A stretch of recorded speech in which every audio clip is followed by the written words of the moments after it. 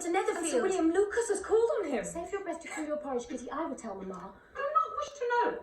What should we care for Mr. Bingley, since we are never to be acquainted with him? Mamma. Don't keep coughing so, Kitty. For heaven's sake, have a little compassion on my nerves. He has come for my 30 own servants, amusement. 40 servants, and he's very handsome and wears a blue coat. And he declared to Sir William that he loves to dance. And he's promised to come to the next ball. At the assembly rooms. On Saturday. And bring 6 ladies and 4 gentlemen. No, it was 12 ladies and 7 gentlemen. Too many ladies. Oh, Lydia, I beg you would stop. For we are never to know Mr. Bingley, and it pains me to hear of him. But Mamma... I am sick of Mr. Bingley.